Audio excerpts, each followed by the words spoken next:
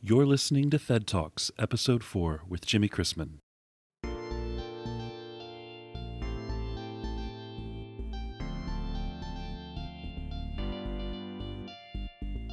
Thed Talks is a podcast for theater teachers and theater education students. Hi, I'm Jimmy Chrisman, and I am a theater education professor at Illinois State University.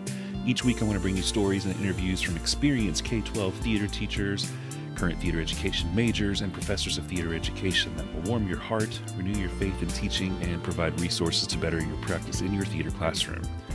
Welcome to this week's podcast. Thank you so much for listening. I am excited to bring you this one. In particular, I interviewed Heidi Breeden, and I am excited for you to hear what she has to say. She has some really interesting information about self-care for theater teachers, dealing with difficult administration, and she has some really interesting experiences of working with playwrights on original material with her students, as well as incorporating that into dramaturgy work with high school students, which I know is something that I found a difficult time doing and doing well, that kept my students engaged and interested. So I was excited to hear about what she did and how she did that. So I hope you will enjoy that interview.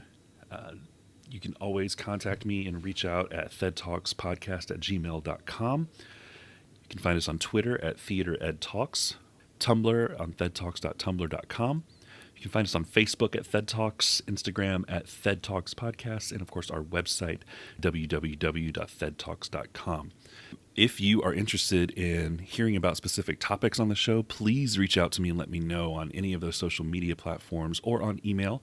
If you'd like to be a guest, I'm always looking for interesting people to talk to about their work and what they're doing, not just high school teachers and not just from North Carolina and Illinois. So please reach out to me. I'd love to talk with you and set up a time to interview and get you on the show and share your ideas. So thank you so much for listening, and I hope you enjoy what Heidi has to say.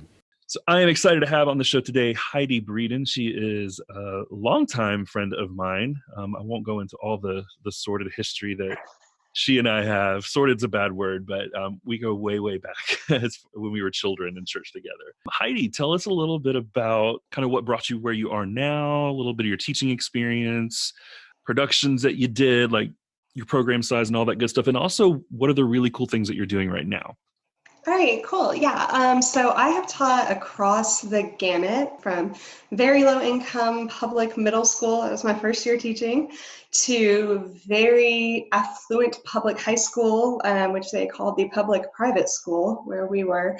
And I've also taught at a small private Christian school. So I've had programs as tiny as 30 students and as large as about 350 teaching. And then we had about 50 in the musical, and about 150 of them were involved in some way in one of the 6 to 8 productions we did per year. So I have a pretty big range of experience, which is good and has kind of gotten me to where I am now, where what I've found over the years is a lot of common themes. I've worked in 4 different schools, and across the gamut, the kids all kind of needed the same thing. They needed to know that they had something of worth to offer the world, and that it was valuable that they share it, and that it was worthy of being shared. And that looked a little different depending on the demographic, but those basics were the same. And the teachers that I've worked with all had the same basic need of self-care and investment in themselves so that they could better invest in their students. So what that has brought me to is, and I have an MFA in directing that I also quit teaching for 3 years, thank God. I should say that. I went to Baylor University, and it's fantastic, and Sikkim Bears, and yay Lady Bears, because they just won the big basketball thing that I don't know the name of. So yeah. So with all that, doing the thing of deciding if you're a teacher or a director and what's your job, I really came to I'm both. And I want to do both. And so my sister, who is amazing and brilliant, and I don't have to tell you because you already know all that, has a nonprofit, and she had been teaching art and music lessons for the longest. And she said, "Hey, do you want a theater company?" And I was like, "Oh, well, that was easy." I was like, "Can I do stuff for teachers too?" And she was like, "Yeah, because I want to do stuff for everyone." So now I am the artistic director, which is way fancier than it is, of Arts for All. And we provide high quality arts education and service to teachers. So we create opportunities for teachers to do stuff they want to do for free and then give them continuing education credit for it. And it's my favorite free work I've ever done. And where is Arts for All based? We're based in Cornelius, North Carolina, which is kind of a suburb of Charlotte and right near the lake. But that being said, we do offer programming. This year, we were in partnership with Actors Theater of Charlotte. So we aren't just in studio. And a lot of what we hope to do in the future as we have more flexibility is I can come to you and help you make your program stronger in person, hopefully. That's awesome. That'll be really useful for teachers, I think, because professional development and getting those artists into their classrooms is sometimes it's hard. It's very difficult to do, and finding the time to do that is hard.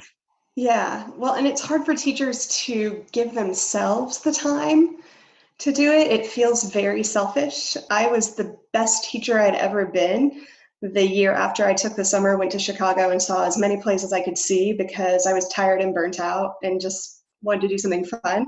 And then look, it magically made me a better teacher. That was professional development. I didn't get credit for it. So at Arts for All, we're looking at how can we do these experiences that teachers want to do but feel they can't give themselves, but that are serving their classroom also. That's fantastic. So tell us a little bit about your own personal self-care practices, and because I know when I was in the classroom, I was burnt at both ends, and Mhm. but finding the energy and keeping going for the kids. I mean, everyone says the kids are worth it, and they are, but at the same time, how do you find taking care of yourself? You know what I'm asking. How do you take care of Yeah. yourself in that? Well, I think the first big thing is understanding that you are not the only person with this problem. I think people feel like they're crazy and they feel like I can't be burnt out because everybody else is doing great, but everybody else is absolutely not doing great. And that's the biggest, I think, the thing that we could all do so much better, to be honest, not for ourselves, but for other people around us that we love and care about. And so my biggest things are sleeping. This is just me. My body wants to sleep and needs to sleep. And I choose a migraine headache or 6 hours of sleep. And I get one or the other. And I'm always glad when I made myself go to bed. Also, having a friend at work in the building who is an ally and also who is just a silent listener and absorber of whatever. So that you can just go in their room and just be like, hey, let me tell you about this kid who is driving me crazy right now, so that I say it out loud to you and not in front of a student. Or let me say this thing that this administrator told me that I will have to deal with the right way, but I'm not going to lose it in front of them. Like just being able to release it and move on from it, because often the problems that we have get so much bigger when we just try to keep them closed in. Of course, we behave professionally, but also part of behaving professionally is knowing where to vent. Mm. Because if you don't let it out, it's going to come out in the wrong way at the wrong time. So those are my big things. And of course, spiritual practice is very important to me. You don't have to be any specific faith background to have a spiritual practice, but find the thing that harnesses your spirit and keeps your soul happy and grounded, whether that is gratitude or meditation or traditional prayer or going to a church worship service, whatever that is, prioritizing that. And a thing that's useful for me when telling people that this self-care is so important is that your kids are going to benefit from you being healthy. Self-care is student care. And we kind of get into this trap of, if I take care of me, I'm not taking care of these other 50 people, but it's the opposite is true. I agree. I've also for myself, it took me 15, 16 years of teaching to finally come to the realization that I had to set my own boundaries. I had Mm-hmm. to set what I was willing to accept and do. And if that stack of papers didn't get graded today while I was at school and had my planning period, it was not going home with me. Right. Yeah. And rehearsals we're going to end at 6 o'clock so I can go home and cook dinner. Uh, Mm-hmm. and Friday nights I'm leaving free so I can go out with a couple of friends for dinner that night and Right. be an adult. Right, exactly. You cannot be a 24-hour teacher, even though you think you have to. One thing, I mean, on that rehearsal note, goodness, musical season is hard and you watch teachers go through it all the time, but I promise you, if you commit to finished or not, we leave at this time, you're going to get such better student retention from year to year. You're going to get better performance out of those students because they're going to see that you respect their time, and they're going to feel like they owe you a little. Not that you should use that, but if you have to use it, use it. So for me, it's so important to help teachers understand that this stuff is not just okay, but so valid and so important. And that's what's going to make you successful for many years. First year teacher me, with all the students' problems are my problems, could not be functioning right now. Oh, goodness. So I'm going to shift gears just a little bit. Yeah. And a couple of other people that I've talked with so far, we've also talked about dealing with your administration and how a supportive administration can make or break a teacher, and how vital they are to a successful program. And we also know that there are those difficult administrators out there as well that are not supportive and do not have our backs all the time. So talk to me a little bit about your experience with administration. So I have worked with 2 amazing administrators and 1 extremely difficult administrator, and a couple in between, of course, because there's a lot of in between. And the thing that has kept me sane through the difficult was learning how to do a little bit of the same stuff I do in the classroom when I'm interacting with that administrator. So I'm hearing the words that they say and hearing the message that they are giving verbally, but I'm also watching for cues as to what their mindset is and listening to what their unspoken priorities are. Does that mean everything is smooth? Oh no, goodness. I have been the bad girl of the department before, and sometimes it's necessary and worth it, and you have to just say, this person is not going to like me for X period of time, and that's okay. I recommend only doing that when it's really, truly the most important thing, which I guess picking and choosing those battles, right? Yeah, I mean, everything is not worth it. And I think that there is a place for that fight. I would be lying if I said I've never chosen to fight. But also, if you can find what they really want, what they really, really want that maybe they don't know they want, you will be so much more successful and better off because you'll be able to deliver that thing and hopefully release yourself from any guilt associated with it, with what your program is or should be or what you think it should be. So for me, I had a principal who was very concerned with image. And I found that even though, I would ask for specific parameters for things, I learned later than I wish I had that if one parent complained, that was no longer acceptable, even if I was within the communicative parameters. So learning the priorities there that couldn't be spoken out loud for whatever reasons they felt they couldn't say them enabled me to go, okay, I'm going to get a parent board together and they are going to review everything I want to do.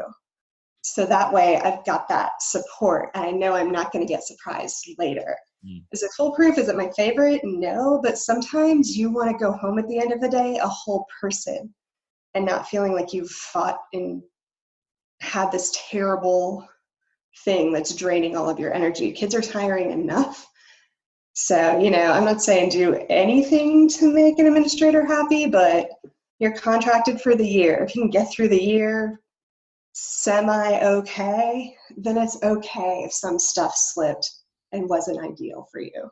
You said you did what? Forgive me if I'm mishearing it. You said 6 to 10 productions, 8 to 10 productions a year when you were teaching? Yeah. Yeah.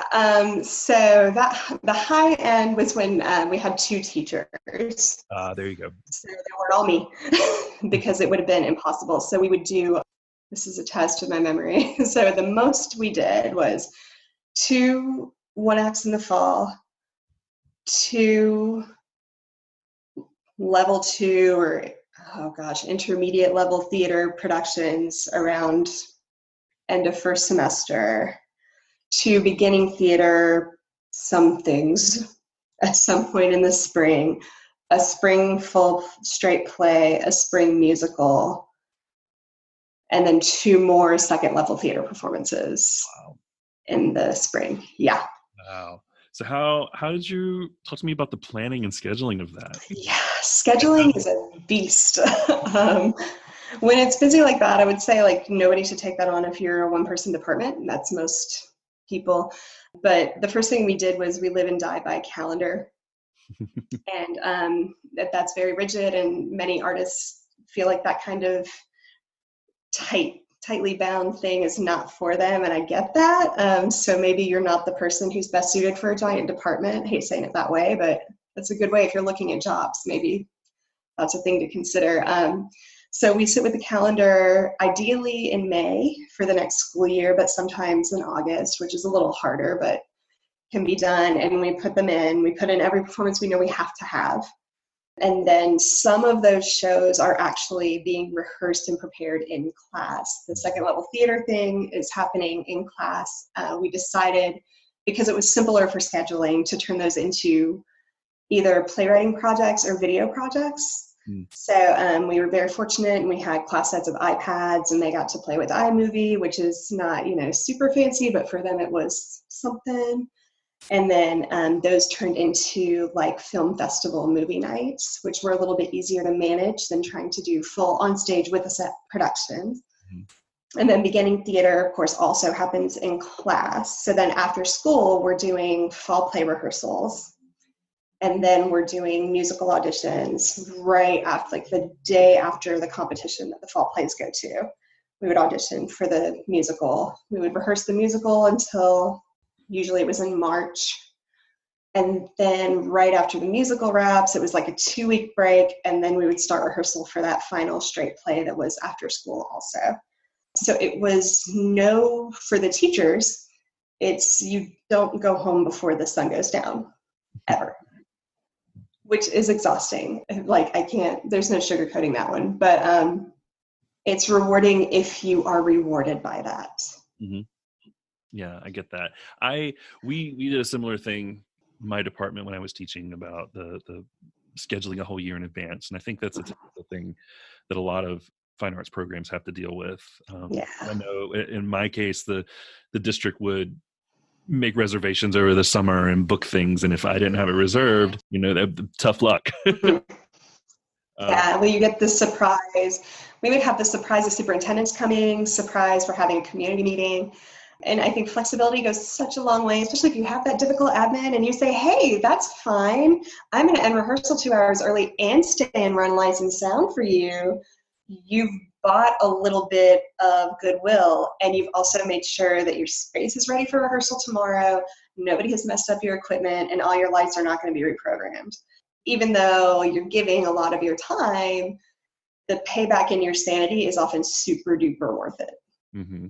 Did you also find that like there were better times to do things than others when you were doing the scheduling? Like I know for me, I did the musical in several different places throughout the academic calendar, and I found that end of February is the sweet spot for me to do that. I do not ever want to do it again in May because senioritis has hit. Yes. Everyone's in the auditorium for awards nights. And so tell me a little bit about how did that play into your process at all? Yes. So at my first high school, which was in Gaston County, and they were very tradition heavy there. So pretty much the calendar was given to me. It was, we always do this day, we always do this day, and I just said, okay, that's fine. They did the musical in May every year, specifically the weekend after Mother's Day every year. And it was right in between. The next weekend would be the prom, and like it was and part of that is good because they were so stringent on this. I did not have conflicts that I was surprised by. So that's good.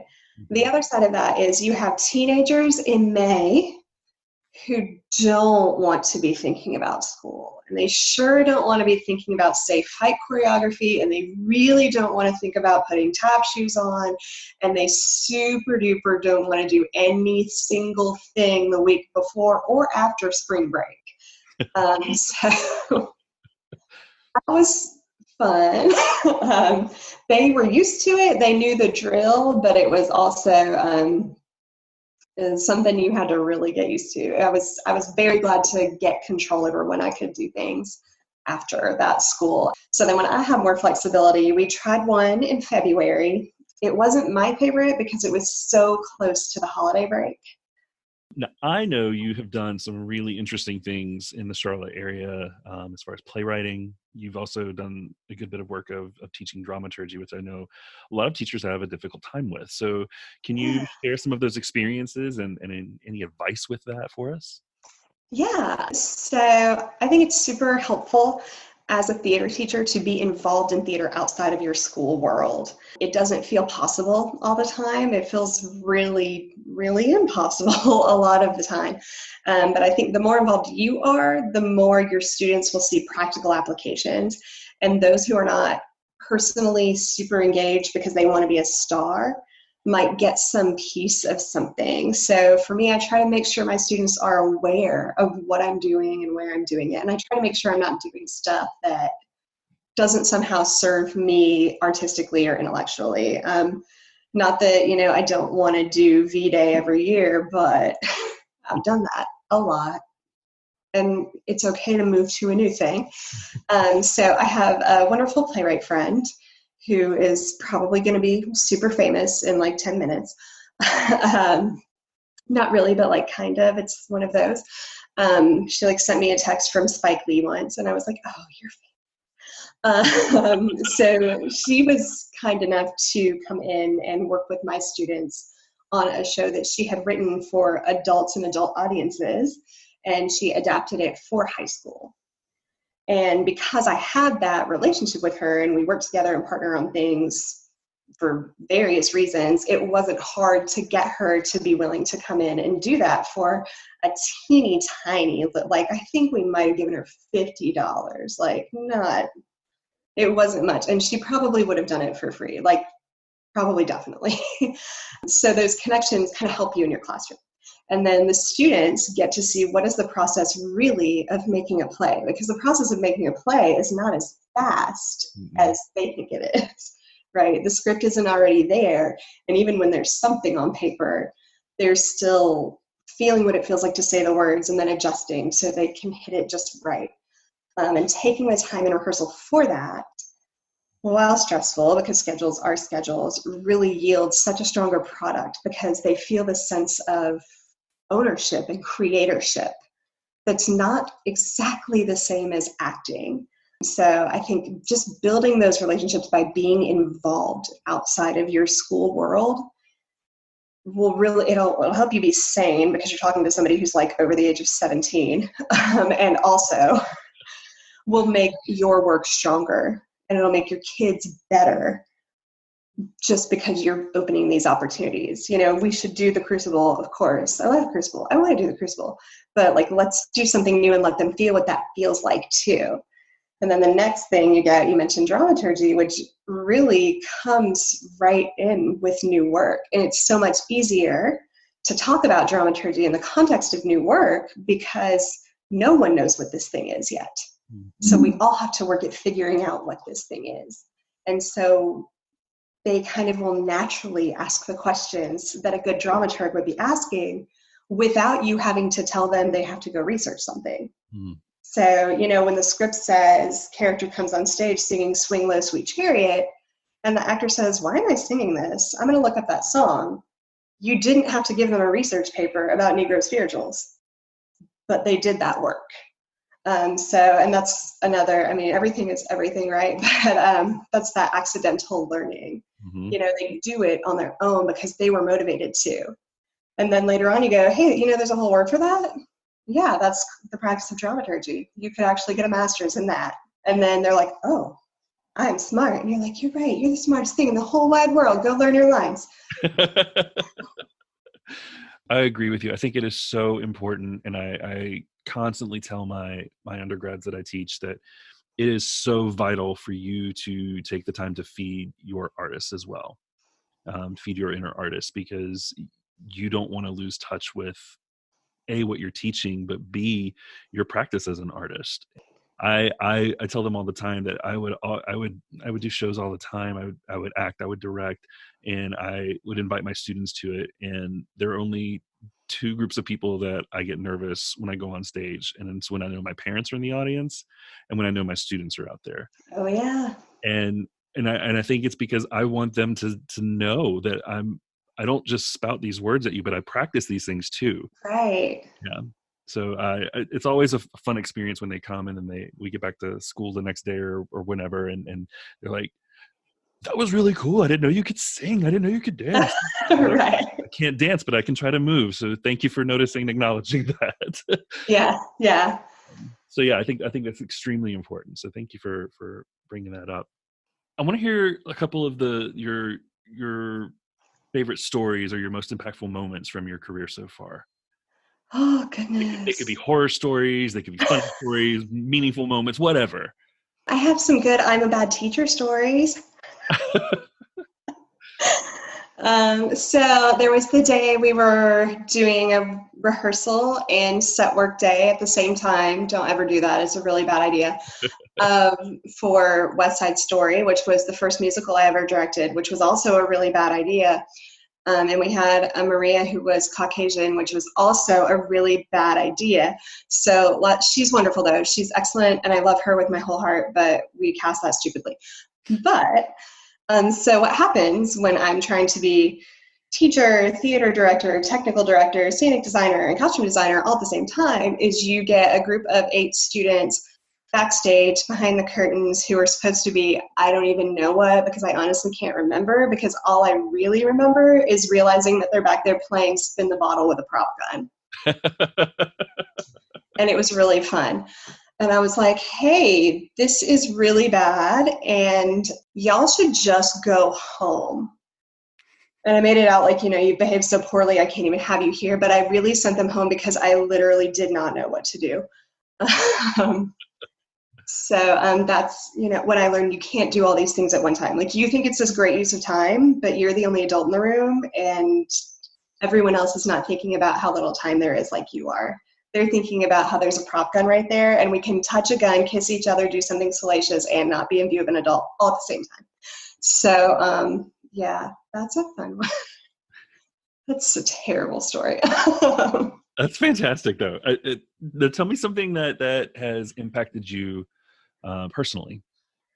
The number of kids who have come to me with issues and concerns that did not affect my class, but that were weighing heavily on them from, something like a difficult grade in a class, or, some problems they were having because of discipline issues, to real deep personal turmoil. My first few years teaching, I just kept thinking, like, do I have a sign over my head that says, like, come to me with your issues, But then realizing, like, this is the gift that our job gives us, and this is the power that our job gives us, and the tenuous nature of balancing those things and realizing and honoring that this is a gift, but that your words and your demeanor have this tremendous power, and they have this lasting impact in the way that you choose not just to handle those situations that you are aware are a very big deal, but the small things too. A student who I taught a long time ago has had some success with spoken word and slam poetry, and has a book that just got published. And she recently wrote something on Facebook about Miss Breeden teaching her the importance of self-care on and off stage. I never had a class about that. We never talked about that on purpose. That never was anything. But it's so, luckily it was a good thing that she learned, that I didn't mean to teach her, but that constant reminder that they're watching and paying attention to everything. And you can have this tremendous power for good if you're mindful of it. And to be mindful of it, it's a good reminder to, like, not be a jerk just because you're having a bad day, because someone's going to remember that too. Oh goodness, that's good. That's really good. Because we go into the profession, a lot of us go in, and I find this with my students now, is that they want to be that theater teacher that made a difference to them. That's a big draw to doing what we do, and so teaching them the balance of wearing the hat of a counselor and wearing the hat of a teacher and sometimes even the hat of a parent, and finding the balance in those to be able to say, you know, I love you and I know you're going through some stuff, you know, and I'm here for you. And I think one of the hardest things I had to learn was there are things that if you tell me certain things, I have to tell someone else. Yes. And that's hard, but I found in doing that the kids who were going through those things appreciated that, because they just wanted to be heard. They wanted someone to Yeah. help them. And if I Yeah. didn't have those tools to do that, I know someone who can. Right. And so I Well, think and I think that being open about it, I encounter a lot of teachers who are reluctant to tell a student, you know, that they have to say something if they mention certain things. But that openness is so valuable to the student because it's building trust. Even when it feels like they're receiving it as some unkindness, what they're also receiving is this is a person of their word. This is a person who is going to do what they say they're going to do. And that's reliable too. And that's making as much of an impact as being willing to sit there and listen. And even in the frivolous things, you know, I've had students ask me questions that are inappropriate about, you know, what they're allowed to do on a senior skip day, for example. And I've had to say, are you asking Miss Breeden this, or are you asking Heidi? Because Miss Breeden thinks you should come to school every single class, all 4 periods. Heidi might have a different opinion, but she's not your teacher, you know, and that's okay too if you have the backing of consistency and honesty. Otherwise, you are maybe a little bit of a joke teacher, and that's not helpful for anyone. Yeah, that's true. That's true. So I have a couple more questions for you. The one that I want to know is, what do you wish you had learned or knew before you started teaching? What was something that your methods classes and all the things that you did couldn't have taught you? I mean, it's always classroom management, right?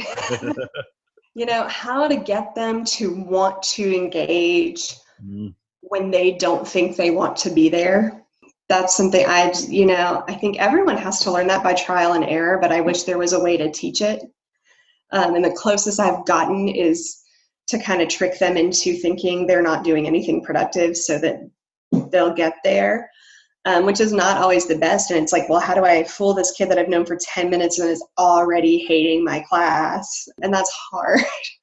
And I think I also wish I had internalized every time someone said, this isn't going to be everybody's thing, and that's not on you. Because it's a lot easier now, having a lot of years of experience behind me, to look at a student and say, you know what, this isn't everybody's thing. This doesn't have to be your thing. Basketball is not my thing, and we're going to be okay with that. But you're going to either do the work or not, and I'm going to give you the grade you earn. You know, and it's, I hate to say not caring, but somehow not attaching your worth as a teacher to whether or not a student just likes your content. They're just not going to all like it. that's true. That's very important to know. So I want to know a resource that you are currently using or have used in the past that you think is a must-have for teachers who may need something to spice up Oh, their practice. I'm like, so many things. So a super useful thing that I'm obsessed with right now, which is not germane to every theater teacher really, but it's like my new favorite thing to recommend to everyone. There is a blog called Music Directing the High School Musical. And Ooh. it is specifically about music direction, which I know most of us don't do. But I have found it to be, first of all, there are rough guides for like 20 or 30 shows. So, like, where really this person has written down, here's every role. Here's how you should think about casting those roles. Here's what to do if you have no budget and need an orchestra. Like, it is, oh, it's so good.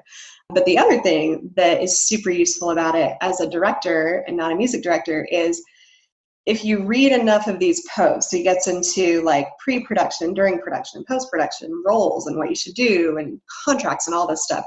All in separate posts. They take like 5 minutes or less to read, super short.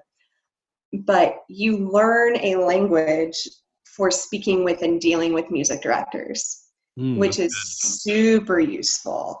So, and it's not written that way, so you do have to kind of like gather it. but just reading and seeing, okay, this is the way the music director is approaching this show. This is what the music director is thinking about. This is what they're prioritizing.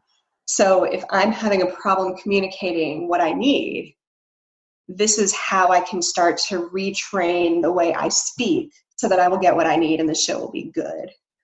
And so I think it's fantastic. It's called Music Directing the High School Musical, which is so random. And I'll try to look for the link and send it to you for real.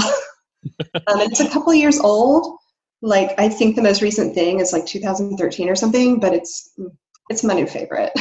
All right. That sounds good. Great. A great tool for collaboration. Yes. Doing that in our programs. And then my final question for you is, what are your parting words of wisdom to new teachers? Take a nap. Take a nap. It's okay. It's not going to get done today. And it doesn't have to get done today. And also, it is not weak to ask for help. It is not a bad teacher to ask for help. And it does not make you look incompetent. Like, that's what the other teachers are there for. And if they're not there for it, they're not nice, and go down the hall and talk to somebody else. Well, Heidi, thank you so much for chatting with me today. No problem. Thanks for having me. Of course, anytime. Great information. Can you give us maybe the contact information or website for Arts for All? Yeah, it is www.arts4all.com. I know that's a mouthful. All right. Well, good deal. Hopefully you have some people contact you and Yeah. you up on what you've got to offer there. So thank you. I wish you and Robin all the best with that. And thanks for joining me today. Thank you. Well, I really enjoyed chatting with Heidi and catching up with her. Heidi and I, like I said in the interview, we were family friends from a long, long time ago, growing up together in church and school. I went to school with her sisters, and it's just really interesting. It's really, really fun to see what Heidi's doing now and all the really cool things that she's doing and providing for teachers with her new position at Arts for All. That website that she talked about is www.arts4all.com. That's the letters R-A, arts, A-R-T-S, 4, A-L-L.com. And I've just been looking on their website. You can contact them, and you can also see what they're doing as far as teacher enrichment goes. I'm looking at it right now. It says teacher penned play festivals, monthly meetups for teachers, arts experiences for teachers, and teacher artist opportunities. So go check out what they're doing. She and her sister Robin have some really interesting things going on with their nonprofit Arts for All. So please check them out. Thank you so much for listening this week. I hope you enjoyed what Heidi had to say and our collective stories together. You can always visit our website and find the show notes and our archives on our website, www.fedtalks.com. You can also go on any of your favorite podcast providers, on Apple Podcasts, on iTunes, Google Podcasts, on Google Play, Spotify, Stitcher, SoundCloud, AnyPod, TuneIn, and on YouTube as well. Go on, subscribe to the show, rate the show, give us some stars, and also review. Tell us what you're liking. And then, of course, share the podcast with people who you think could benefit from it and really enjoy what we have to say here. You can contact me at fedtalkspodcast@gmail.com. Please reach out and let me know if you'd like to be on the show. I'm looking for some really interesting people to share their stories, again, at all grade levels, not just high school and not just North Carolina and Illinois. So please reach out to me. We'll set up a time to chat and get you on here to share what you have to say. You can find us on Twitter at TheaterEdTalks, Tumblr, fedtalks.tumblr.com. You can go on Facebook and find us at FedTalks, Instagram, FedTalks Podcast, and again, our website, www.fedtalks.com. Thank you so very much for joining this week. It really means a lot to me that you're listening. It really, really means a lot to see people sharing and sharing the podcast and sharing their experience with it so far. So I love to hear from you. So please reach out, let me know what you're thinking. I'm always open to suggestions for improvement as well. So please give me that feedback as well. Thank you, Joel Hamlin and Joshua Schusterman, for the use of your original song, Magnetize. I'm not sure if anyone is familiar with those two boys, but I've mentioned them every single time on the podcast, and it's because I'm extremely grateful for a former student of mine, Joel, who composed the music with his buddy Joshua Schusterman. So thank you guys so very much for sharing your work with us, and all the best to you, and keep doing great things with that. Thank you again for listening, and we do hope you check in with us next time.